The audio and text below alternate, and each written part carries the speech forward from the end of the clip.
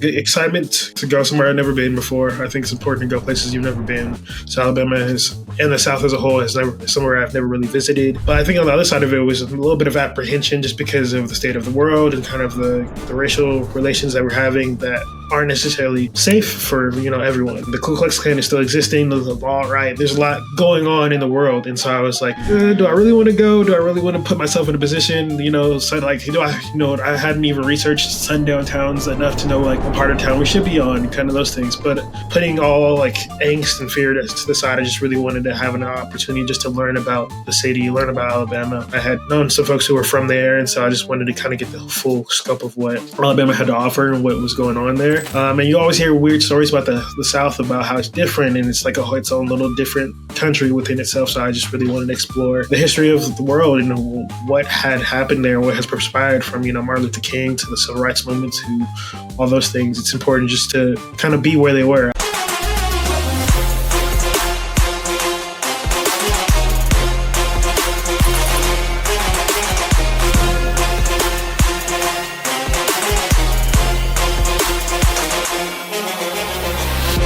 All right, welcome to just another wonderful edition of the Journey to Freedom podcast. And this is our Alabama edition. And so for those of you who have been kind of following along with our trip to Alabama and what we did and how we were able to go there, we combined the trip with an organization called Issachar, which is the leadership development in urban Denver. And so able to go out and really see what leaders are doing in our community. And so part of the trip was combining it with folks from Issachar and folks from that we met from Journey to Freedom.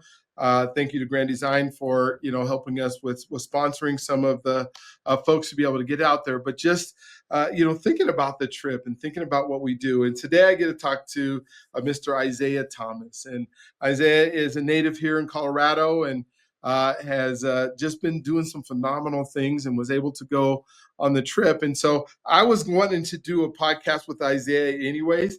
And so this is a great opportunity just to have him to be able to talk. We've become friends. We've been able to just talk about a whole lot of things that happen in our lives. And this trip just happened to intersect. And so we went on, in the end of January, 1st of February, there were 27 of us that ventured over to starting out in Birmingham, then Selma, then Montgomery.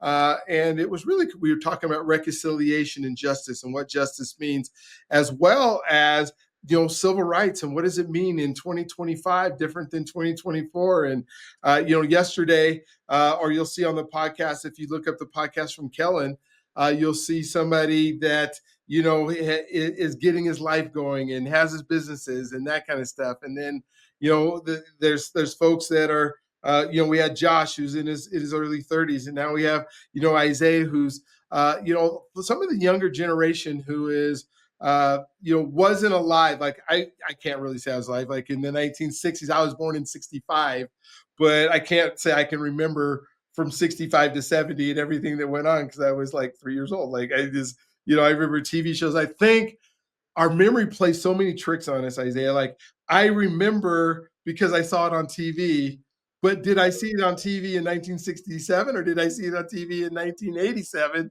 when it was a repeat of the TV show, right? And then I'm like, oh, I remember that. No, you don't. I don't remember hardly anything when I was 3, or maybe I do, because our brains just play this. But I really want to talk about, the trip and where we want to go and kind of the, what led up to it. Before we actually jump into the trip, Isaiah, can you just tell us your story? Tell us or I guess the origin story is what we call it now. And, what was life like when you grew up? I know you were a pastor's kid and, maybe that's a little bit different than other folks and schools that you went to and all those wonderful things. And maybe we'll start out there and then we'll just kind of chop it up after that. So thank you for being on the show. Thank you for willing to share with us all these wonderful things that are going on, not only in your life now, but as a result of the trip. So the floor is yours. I can't wait to hear what you got. Yeah, absolutely. Thank you for this opportunity. As you were saying, the pastor's kid, grew up in Colorado, mostly in Aurora. I can't say I'm a Denver native. Didn't really grow up in Denver like that. Mostly east side of Aurora. Did go to George Okay. Washington High School. Yeah, grew up in a black household. Both my parents are black, and so just kind of the dynamic of just pastoral living, Christianity living, like church every day, almost every day of the week, to also just figuring things out. Colorado's a different place, and so yeah, grew up with like a village, not just within the dynamic of church, but just my family. A lot of my grandparents helped raise me, watching me when my parents were at work. I have an older sister and a younger brother. I'm the middle child. My brother is 17. He'll graduate high school here shortly, probably in the next year or so. And then my sister is 14 months older than me, and she lives in Oklahoma, and she's been there since 2015. And so she's just, yeah, living her life, got married, all the things, and I'm figuring out my life here. Been doing mostly youth ministry for the last decade, since leaving high school. I originally wanted to go to the military. That didn't pan out the way I thought it was going to, unfortunately, just because of a medical condition. And so just really been trusting God with my life, and just really been figuring out day by day. Did some stint with Young Life, Youth for Christ, working kind of across the city, kind of a Swiss Army knife when it comes to things. I'm kind of plugged in to a lot of places, whether it's church or community or outreach or just anywhere I can plug myself into. But yeah, man, I'm just trying to take it day by day, moment by moment. I love it. I love it.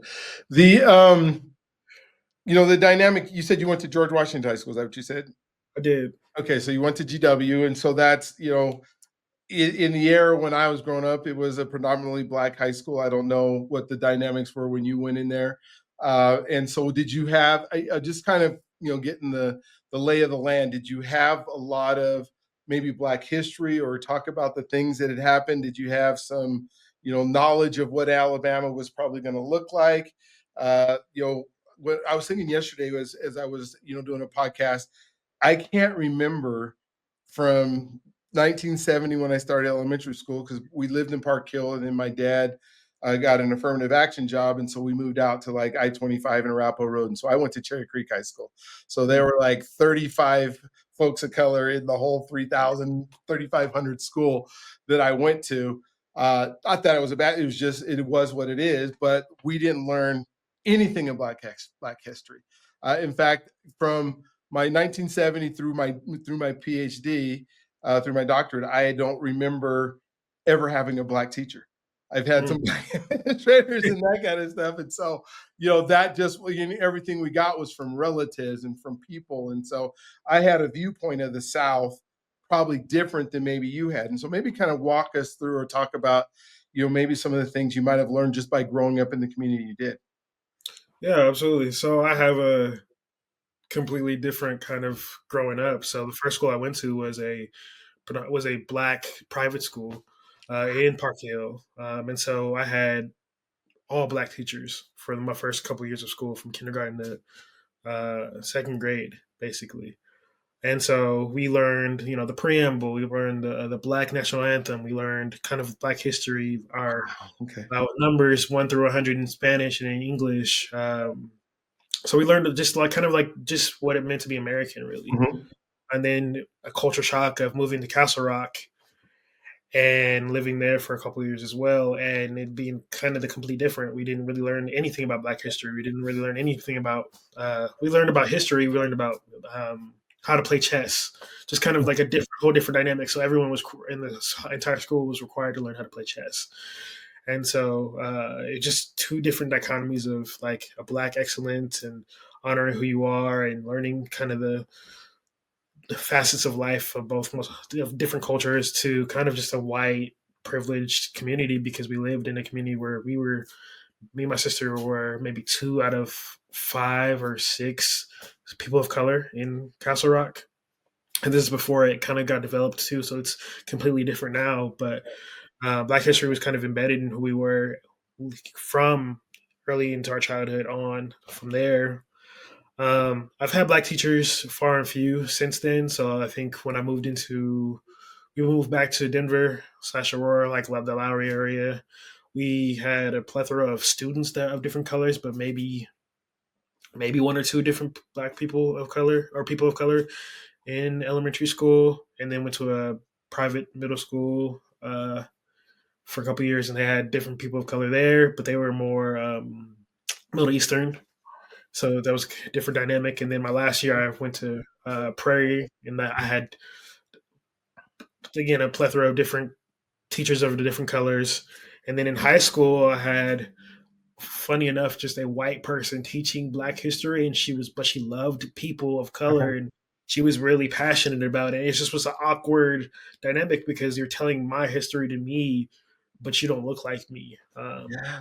So that was a weird dynamic. But she was a very good person, and I love Miss Rosen. So shout out to Miss Rosen. She was just a dynamic teacher, and she taught African American history. And then I had a Black English teacher, and I think that, and then I had a Black science teacher, but he was African. I don't know what part of Africa. So I've seen and known of kind of the history of our country, but not enough to be able to touch it because we're just so far away. Like Colorado and Alabama felt so far away. It's like, oh, that's in the past, have no real connection to it. Most of my family is from Mississippi in terms of our history, but I'd never been. My great grandmother had passed away in 2014. So the discussions about sharecropping or, being light skinned and or having, slave owners as, family members or being slaves, it just wasn't a conversation I was able to have. Also, maybe not even of age to really understand it. But my grandma and her siblings, she has 10 of them. They all have like an understanding of what that lifestyle was. They grew up in Kansas, and they knew about the Mississippi heritage, and they had a father and a mother who that was embedded in who they were. So I had a good scope of Alabama, but not necessarily hands-on connection to it myself. Gotcha.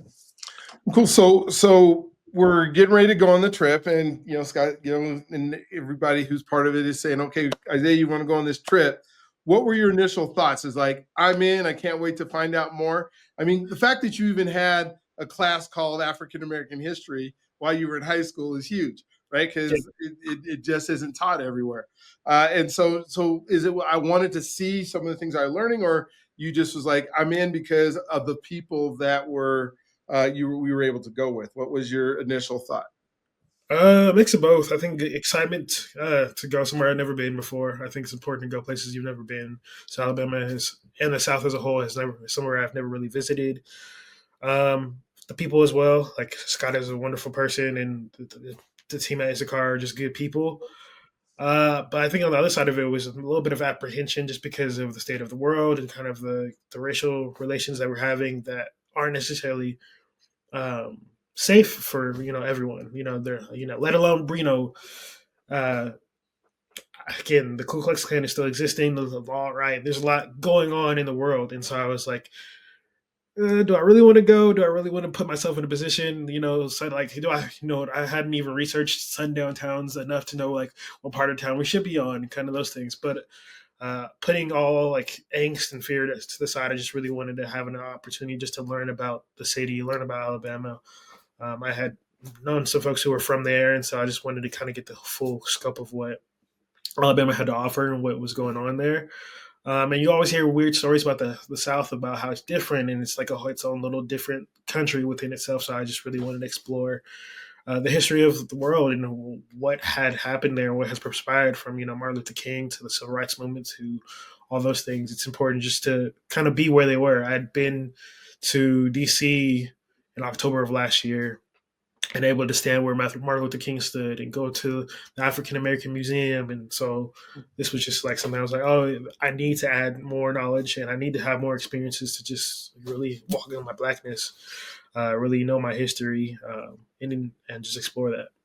Hey, it's Dr. B, and let me ask you something just here real quick. Are you tired of doing the same thing over and over and not getting the results you want? Are you serious about making some changes this year that will impact you in a huge way? Maybe you're putting out content right now and it's not turning into customers, or maybe you're uploading videos, but you're not sure why or how it's even going to help. I've seen a lot of people that are making a whole bunch of cold calls to the wrong people and no one's answering, no one wants to talk to you. It might just be that you're just doing what you've been doing and crossing your fingers hoping it finally works this year.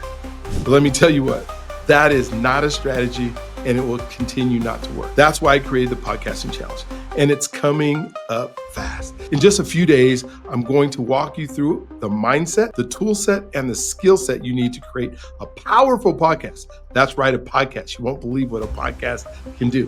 One that builds real value and creates new clients. And if you grab a VIP ticket, you'll get to join me for a daily Zoom Q&A sessions where I'll personally answer your questions and help you tailor everything to your goals. This is your moment.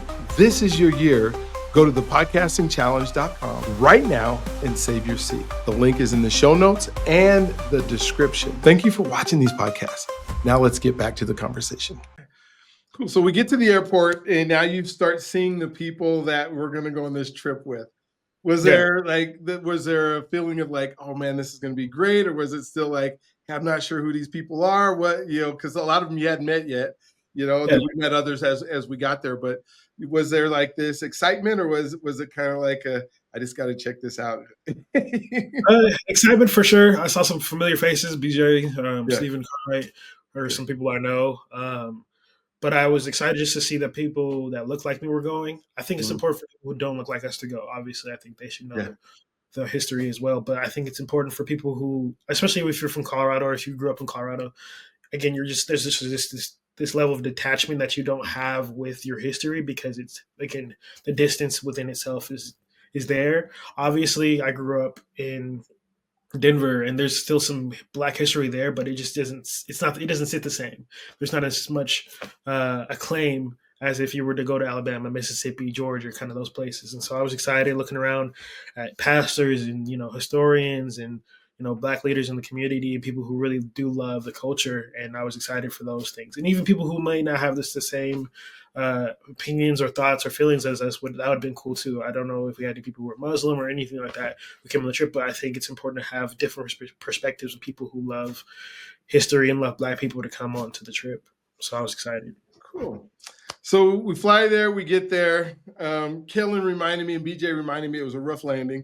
I don't remember the landing at all, but I guess it was pretty rough as we set down, and we were on that small plane that was not like what a lot of folks are used to when we get there to do the Shuttleworth Airport.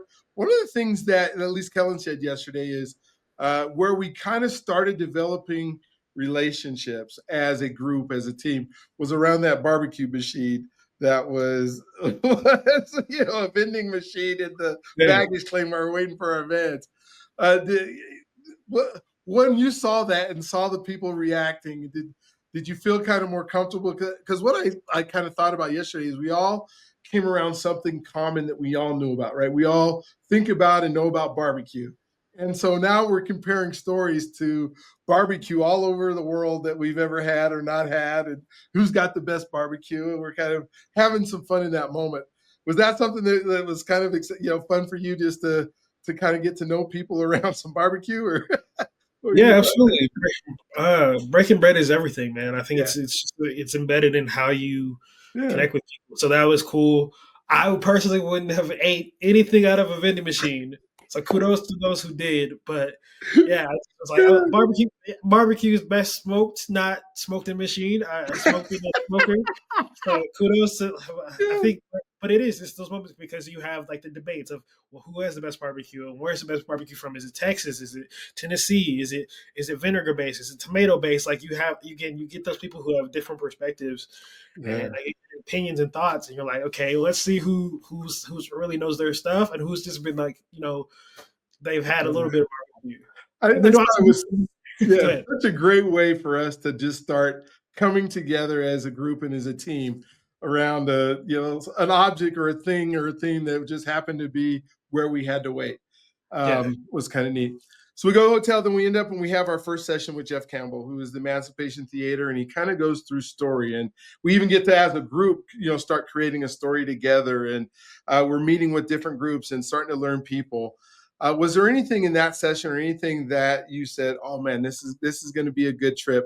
Or is this whole trip going to be like this? Guys, we kind of don't know what's happening. You haven't other than we got in the hotel and now we're talking about this story stuff. How did you react or feel after or during that session that we had? Oh, I loved it. I've been in storytelling competitions all the time, so just to see Jeff in his element was cool. The storytelling part was just probably one of the most influential things. Is just because you have to have people who are actively paying attention and doing their part, and you can't control them, and they can't control you. And all you can do is play your part. So we were trying to get all these certain words to fill into the story. People were so worried about the words that we were forgetting that we had to tell the story. And so just to have that dynamic of how stories are told, how people connect, how we connect through story was just really important. And even just the way that we all had to introduce ourselves and connect with each other, breaking bread over food. The food was pretty good. Just to have each other in the space, being present. I think often that's the hard part too in the fast world we live in, is like people are always going, going, going, or the attention span is minimal. But with the ability just to sit and be, participate, and tell a story and engage with each other was just super awesome to be in. So I was excited. And I think that was the first part where we started just exploring the tension between races and tension in 2025 and what's going on. And, we were able to look globally, nationally, and then, community wide as to we just began that conversation. We didn't do a whole lot with it, but we were able to do it within our own space and allowing folks to spend that time and tell their story from their perspective and who they were. I thought was really cool. So we go back, and then the next day we do another session kind of similar and dig more into that. And then we decide we're going to go on this tour. We're going to go in the tour of Birmingham, Alabama, and we have Rick Clay Tours who is taking us, and we have this kind of like what you said in high school, where it's a white gentleman who is now going to teach us the history of Birmingham and take us to places that some of us had never even thought about. The famous places like the 16th Street Church. That was a famous place. We've all probably heard about it, but and maybe even heard about the theater. But Shuttleworth's house, where it got bombed, was probably not in that community.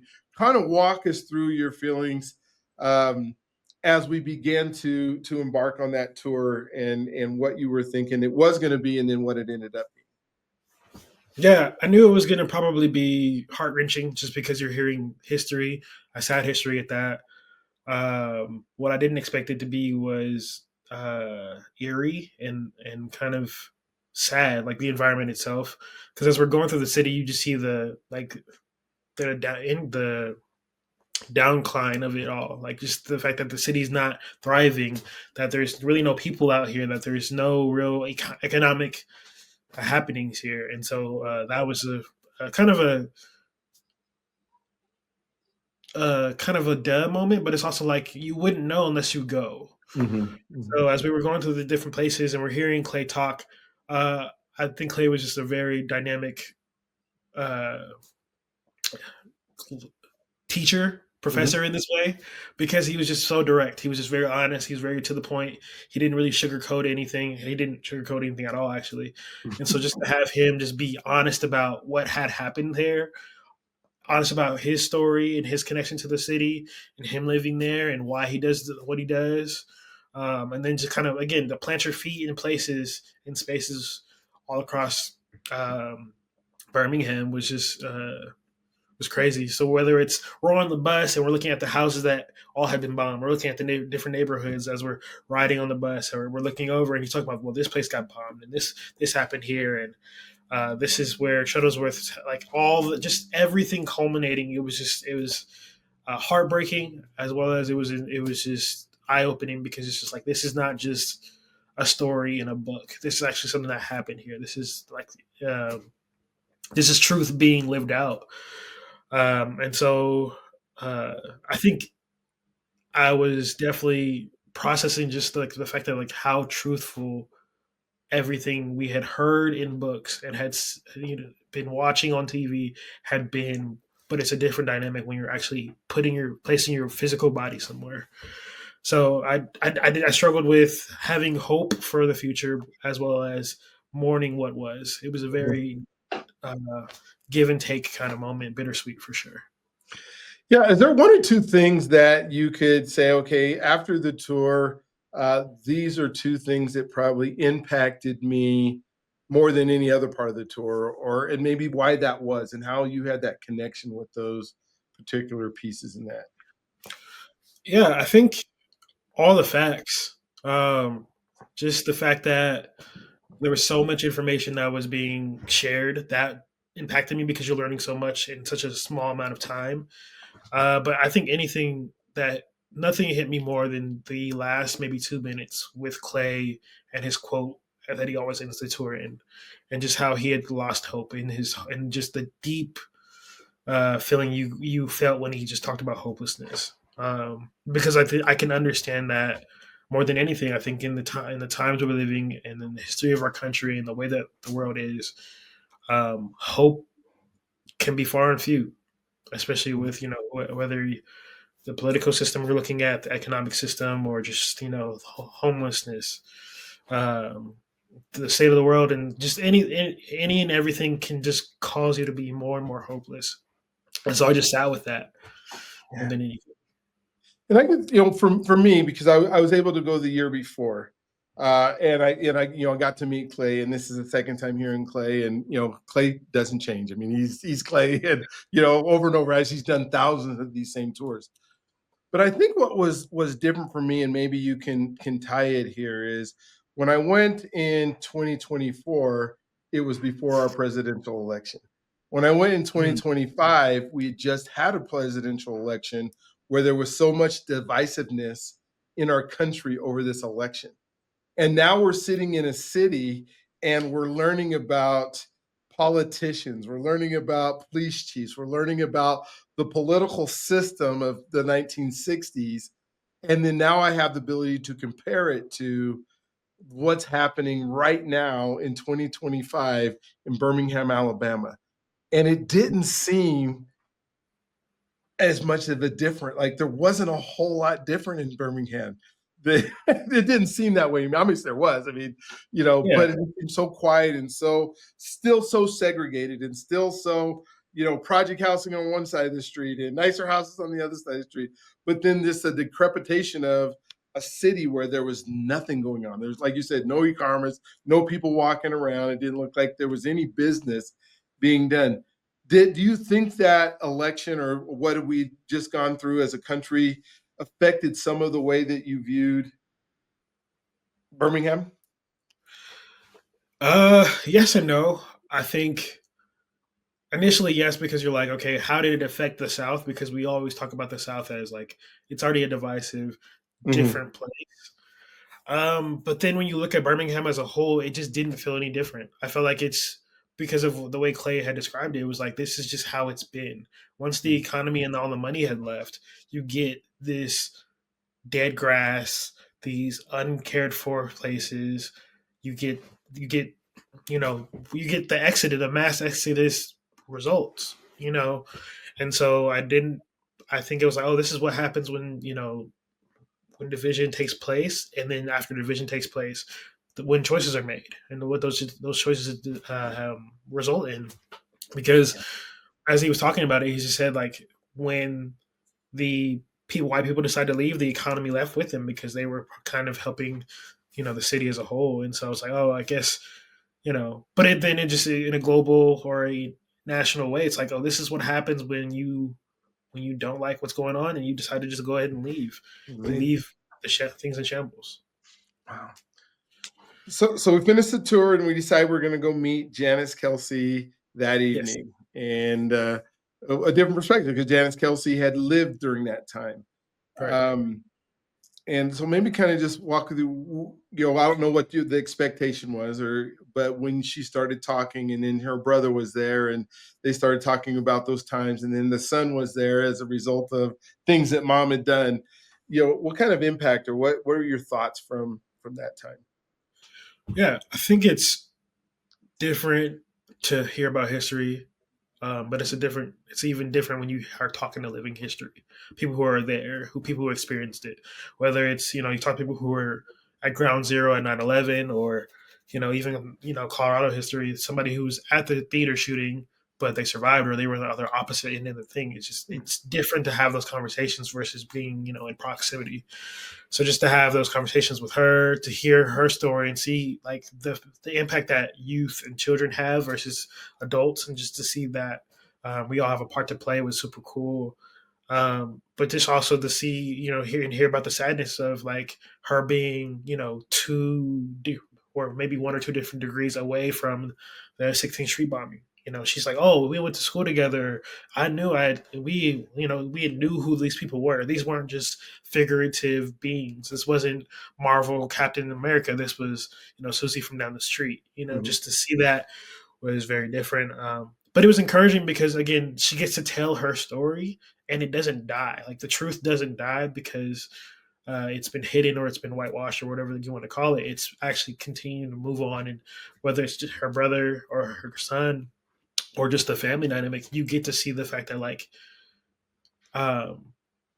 just because something bad happened doesn't mean we don't talk about it. Actually, we talk about it more, and we actually get to acknowledge what truth took place in our city, and that she didn't. And also, as we deal with traumas of life, that she didn't have to stay there. When I think about like Rosa Parks and having to leave her state, like her life was never the same. She couldn't just be another worker at somewhere else. She was, idolized and epitomized for this one moment for the rest of her life. And so the fact that she was able to move on and have kids and live her life and grow to go be all the things that she could be was beautiful too, because you don't have to let a particular season of your life or moment in your life define you. Yeah. My gosh. Were you able to talk to her or her brother or anybody afterwards, or just part of the thing that we were doing, or did you get any time alone with them? Or I did want to, but I didn't really get a chance to.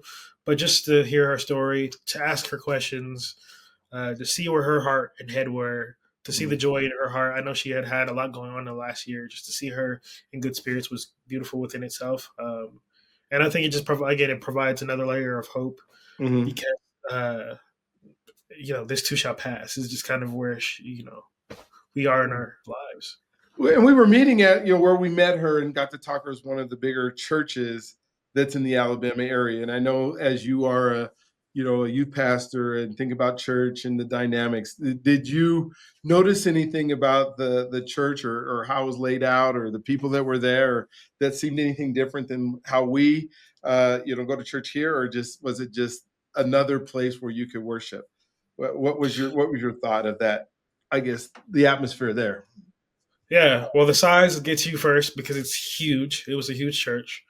I think also I haven't been in Black church in like so long. Just like I don't mind like the multicultural church or interdenominational churches. I think it's beautiful for sure. But just to be in a Black church was super cool, and even to hear about the expansion of like, hey, like we're doing this and this, like just what Black church meant in a former time being lived out in a present time was beautiful to see, because it wasn't just Sunday, like it was not what it is now, where it feels like, oh, it's just Sunday and then maybe a Wednesday night Bible study. It's like actually it's invigorated into the community. It's like, oh no, we're doing this with the kids and we're doing this with the elderly and we're doing this we're raising this money to go send these people to this place, and we're sending kids to camp. Like it's embedded in what the community is already doing, and so it was just cool to see that happen. And it was it just sucks that we don't get to experience that here. I think that was also the hard part of it. It's just like I would love for there to be a Black church dynamic that is embedded in Colorado, that gives us an opportunity to have kids to know their history, but to support the community. I think oftentimes the churches out here unfortunately become siloed because they all have certain missions that they're trying to accomplish that don't necessarily align with another church, or somebody has to be the head of it, or they don't necessarily know how to lock arms. But this church seem to know how to do that within their own community. I'm sure there's probably other churches within that community. It was dark when we got there, so I couldn't necessarily see the lay of the land, but I'm sure they were just doing so much the way that the church has been called to do that I just was like, man, this is beautiful. Yeah. And just like you said, that dynamic of community seems to be lost, at least in our communities here in the, in the modern church, where so much is online, or so much is, you could tell this community wrapped herself around this church, and that church wrapped itself around that community, and it was a place where people could gather, and people were gathering and stuff. So I thought that was really neat. And so next day we have a few more sessions, and then we move and head towards Selma. And so we get to Selma, and there's this bridge, the Pettis Bridge. We've watched the movie Selma, but it's one thing to see it on TV and another thing to be standing on it. What were your thoughts as we're walking across this bridge? And Yeah. Again, it's the ability to be present with what's going on. When you're standing at the place where Dr. King delivers his "I Have a Dream" speech, to walking across the bridge where he was fighting for freedom, it's a different dynamic for me, because it's just freedom feels so far away, especially when you have people who died for freedom. When I think about the assassinations of so many Black people who are just fighting for the right to live, or the rights to have everything that they uh, should have as an American or as a person. It was heart wrenching, because it's just another moment of like, man,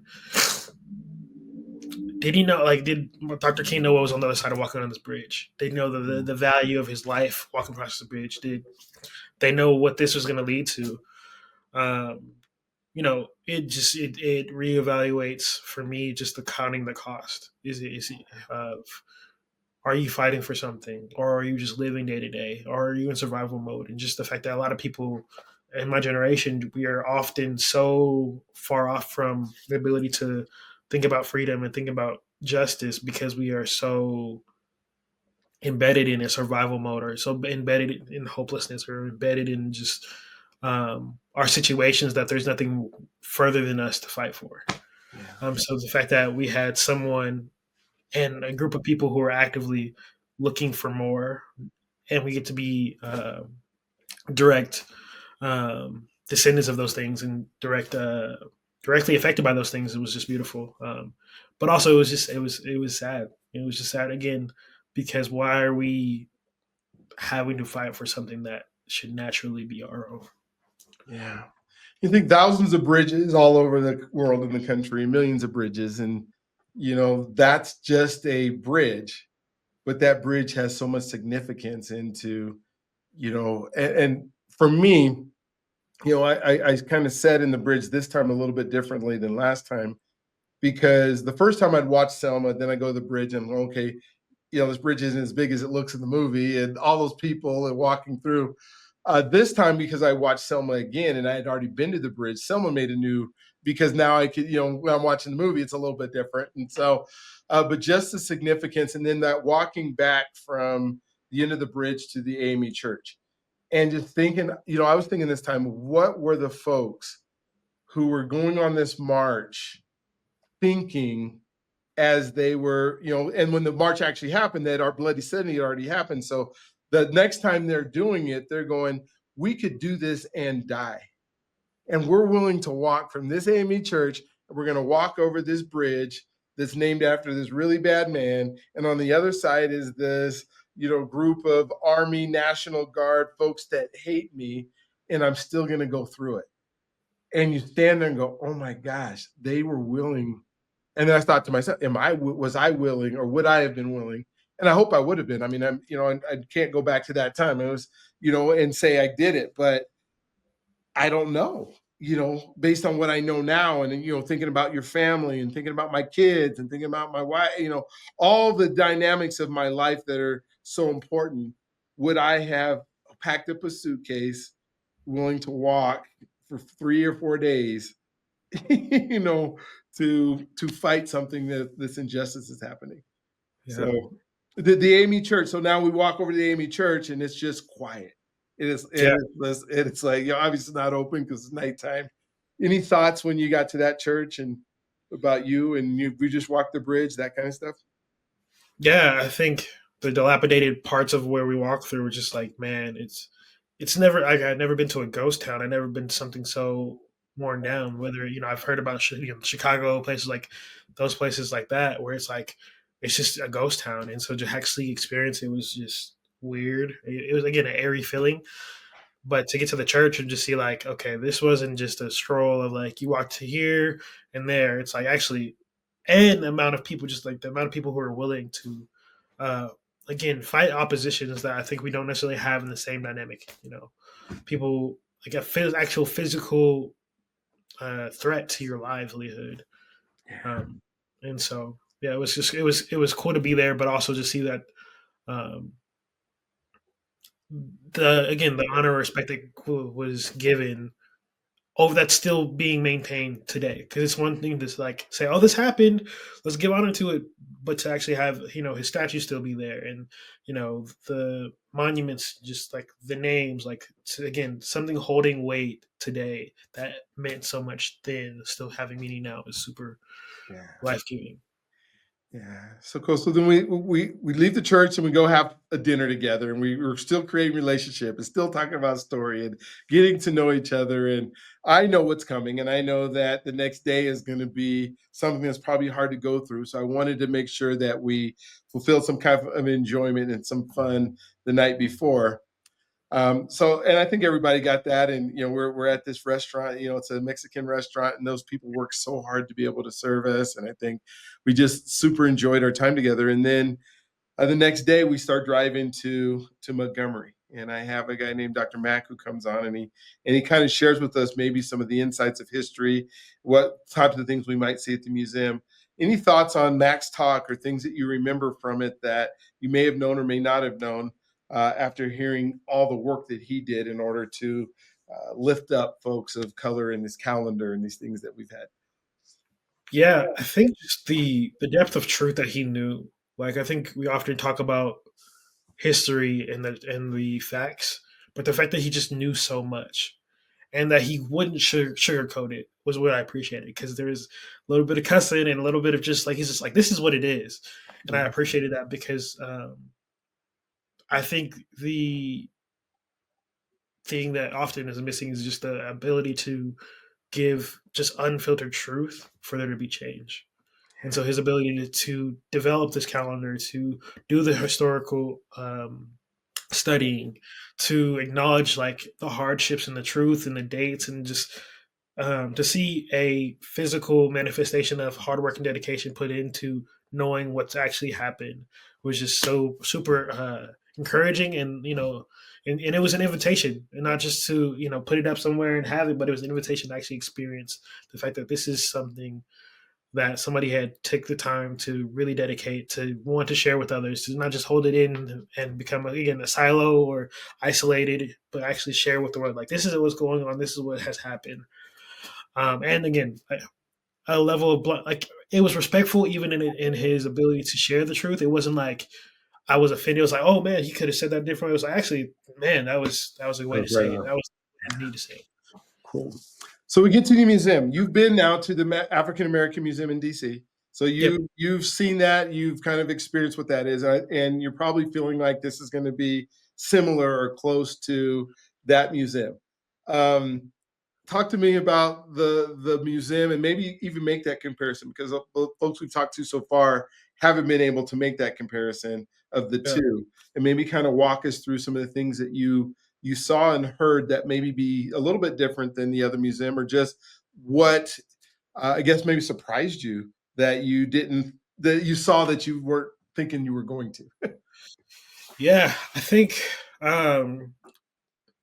so. I also saw the Holocaust Museum in DC, so it's like Okay. I have a different lens as well. Yeah.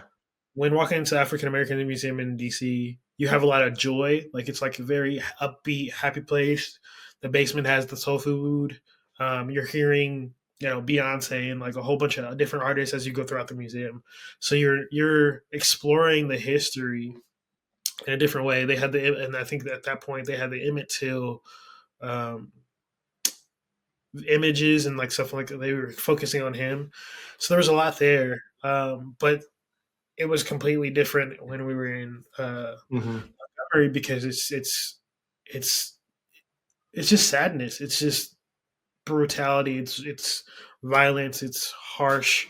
It's in your face, whether you're going to um, kind of the tombstones that are hanging at the lynching museum part of it, or if you're going inside and you're seeing just like the dynamics of the slave ships and how they got here, or just like the entire timeline that you're able to see, whether it's be picking up the phone call and talk to convicts who have been wrongly convicted, or you're getting to talk, having an interpretation of what the slaves were feeling or thinking, and you step into like a certain like room and it's like a cell, so you get this eerie feeling.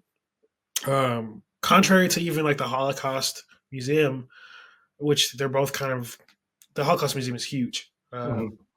but uh, it just doesn't feel as real as something that happened in your own country to your own people that directly affects you to the point where we're at the lynching museum and Josh sees a name, Mhm. and the name is of a person that belongs directly to him, Mhm. and you just feel it's like another gut punch because it's like this isn't far off. This is something directly affecting because Josh was my roommate. Mhm. So it's just another thing where you're like, man, this is directly affecting me.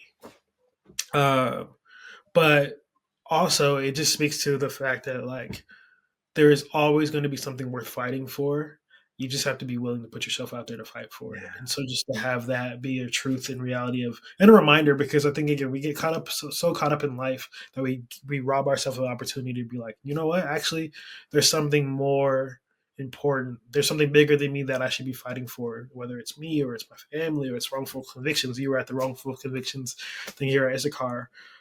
There's someone somewhere needing your voice to be Mhm. added to the conversation, and you have to be willing to use your voice, and sometimes not even your voice. Sometimes you just got to be willing to step in. Like I think there's a power in silence and just action within itself that we can miss if we don't put ourselves in those positions. So I think I was grateful for the opportunity, but also as you were beginning your walk through the museum, there is a acknowledgement of like the truth and the distance and the depth of how far back it goes. And then if you get to the beautiful part of I didn't get to get on the boat, but you go to the outside museum, you get Mhm. to really see that there's still um, power in joy and in happiness and in choice and in there's still a freedom dynamic that's happening on both sides of it, whether the freedom was robbed or the freedom was uh, chosen, and just in Mhm. the different dynamics. So I was blown away, especially when you get to like the big wall in the outside with all the names and all the people who were now free and what that meant to be free and and just the ability to change your name and what that meant. Yeah. I think both museums celebrate getting through it, Yeah, but the Equal Justice Museum really lets you understand what folks went through. yeah, It's one thing to say, yeah, this was bad and we went through. It's one thing to go, wow, we're talking to somebody who really went through it, or just that big screen at the beginning that has just the ocean, and yeah, realizing that somebody was taken from their home and saying, what if I was taken like right now over and had be on a ship for 3 or 4 months, and then or a month, whatever it is, and then never to see anybody that I grew or knew up with ever again. yeah, And then having to start over. So it'd be like, what would that be? Because it gives you that, it allows you to have that feeling.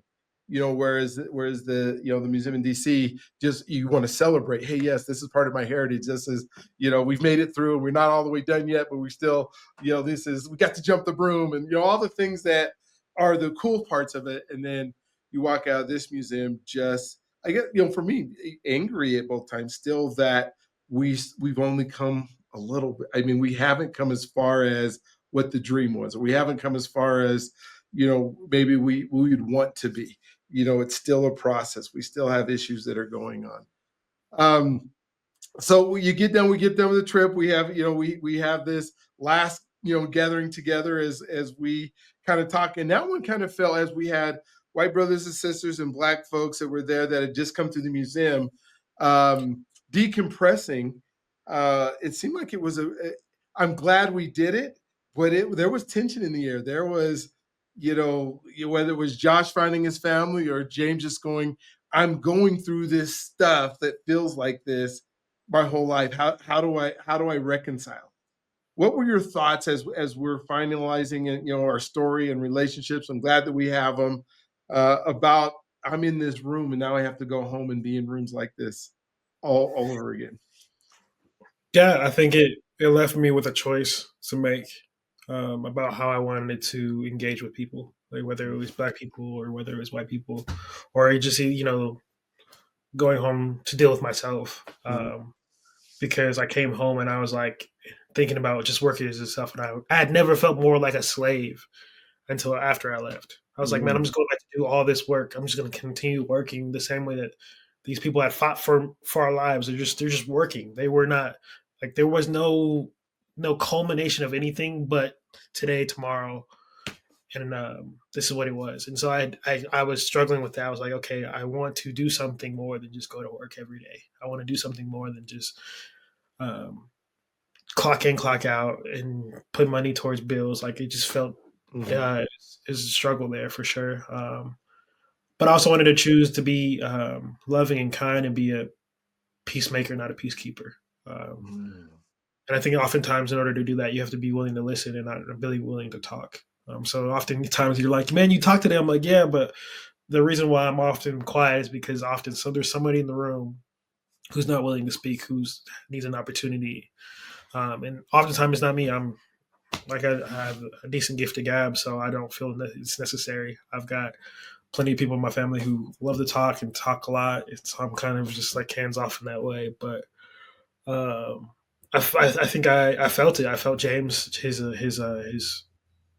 angst, his frustration, his anger to go, and then also him being a father, him being a husband. There's a different level to it. Of I have to go home to my wife and look her in the face and tell her I love her and care for her, but be angry. And so it talks about your manhood and how you handle those things. And then I also felt Jason, when he was like, "Why are you like when I forgot what his name? I think it was It's it might have David. David. Yeah. Yeah, when David started speaking, he was like, "Hey," he's like, "Why are you like?" I felt his frustration. He was like, "Why are you speaking when we just went through all these things?" I understood that. Or if it was Josh's feelings of the biggest amount of anger, but still wanting to love people. I think I felt all those things, but I think more than anything, I just wanted to deal with the things that were going on with me inside. Okay. Where there was the conflict of, do I really want to deal with white people in a certain way? Do I know how to love them well, or do I know how to receive their love? Because there's some days where I'm like, no, I can't. There's some days where like, and also knowing that it's okay to feel those things. It's okay to feel both sides of it, because the refusal to feel those things on either side actually doesn't bring any growth, doesn't bring any change. It actually makes you even more stagnant than before if you don't actually feel both sides. It's the beauty of the beauty of being human, because it can be very traumatizing to sit on like at the museum for hours because we were there for a full day. Like it can be very traumatizing just to sit in it, but it can also be very healing to be taken out of it and then talk about it and feel all the things, think of all the things, and then decide what you want to do from there. Wow, that's cool. So we come back, and now Isaiah is a different man because of some of the experience that we had, and we all are different for any of the experience that we have. But we're thinking of, okay, how do I interact? How do I change? How do I not just go to work just to go to work? What are some of the things, we've been back 100 days that you may have changed, or some things that you have a vision for as the future moves on, things that you would like to see happening and that you'd be a part of here in our area, in our community? Yeah, absolutely. I'm a big fan of Robert Janice, so reading his first book was very eye opening, just because of obviously it's a historical fiction book based on Denver, so that has been beautiful, and going to the wrongful conviction thing has been awesome. I've been off of social media for a while now, and so that's been life giving as well. I think it just takes the ability just to separate yourself from some things. I'm in therapy, so I'm talking to my therapist about all the things going on in life. So it's just really been character development. It's just been really dealing with what you're dealing with. Even one of the questions you had in the questionnaire before we got on was, how do you define trauma and how do you deal with it, and how, and what is the goal to heal those traumas and building resilience? It was just like, it takes just sitting in the quiet. Mhm. It takes sometimes just sitting, feeling, sitting in the darkness, but not choosing to be dark. Um, and acknowledging the light and, and the little sparks of light that, life has to Mhm. offer. Yeah. So I'm not sure what I want to do with all of it, though. I think there's something that I'm trying to produce out of it, whether it's internal or external. But I truly think, as I'm back home, I really want to lock arms with people who have a vision for how they want to change the city for everyone, whether it's young, old, black, white, or indifferent. Just who really wants to go out and be a peacemaker and love people well. Gotcha. Now you said you talked about doing. Are you doing stuff with Pastor Janice and at or Colorado Community Church? Are you doing youth ministry somewhere else? Where are you at right now as far as ministry and the things that you're trying to move forward with it? Yeah. Again, I'm a kind of a joke jacker of all trades right now. I guess I'm ties to CCC for sure.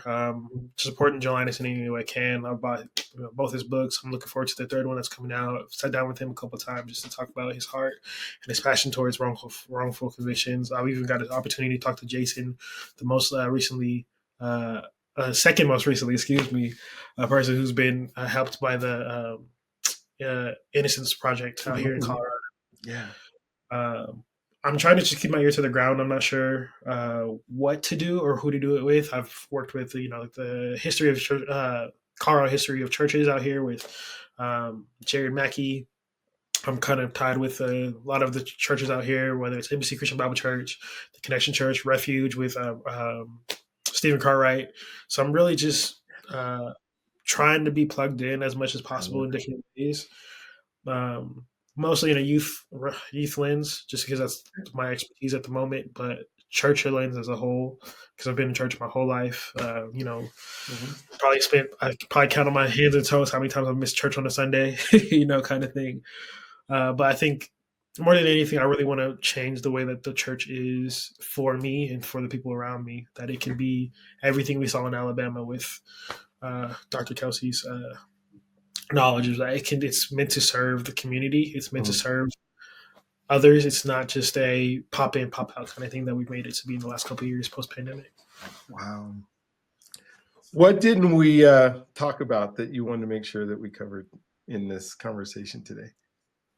Um, I think we covered most of it. I think my prayer and goal is for the Journey to Freedom podcast, and just the next trip is that we bring more Black men in the room. Outside of Rhonda Williams, who's a lovely person, I think it's important to just have another perspective in the Mhm. room that speaks to that dynamic. And hope that she would be able to bring some more enlightenment that we didn't necessarily get. Because I think with a lot of Black men in the room, it can be very angry, and it can uh, be limited in emotions. I think we were able to feel a lot of things, but not necessarily have the ability to communicate those things. And so Yeah. I hope we have people who are able to kind of articulate and communicate those feelings of disgust or anguish or lost or depression. Be able to communicate those very well. So Wow. So you would go back and maybe even bring somebody for the experiences is a worthwhile experience that you think for a whole lot of folks, right? yeah, absolutely. I think it's important. Okay. Whether it's my grandma who is she's 76, or it's my brother who is 17. I think it's important for people to again talk about your history, experience your history, but also know where you need to go, where you can go from here. I think we always talk about where would Martin Luther King be had he not been assassinated. We talk Yeah. about what Malcolm X could have produced if he had not gone.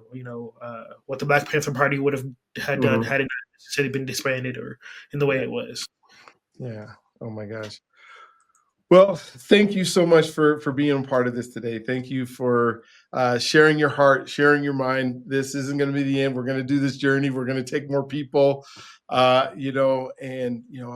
hope that the folks that are listening, and this is the first episode you've ever seen, there's some other really good ones. Please please go ahead and subscribe and all those wonderful things that you do, to notifications and that kind of stuff, to make sure that you're a part of what we do. And if you want to get more information or make comments, please go ahead and do that.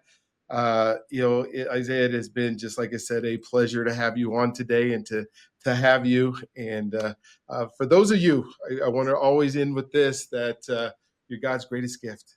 You are. And he believes in you. He wants you, if you allow him to, he wants to love on you the best that he possibly can. So you guys have a wonderful, just amazing, incredible day. And then we'll look forward to talking to you on the next one. Any one last closing thought, Isaiah?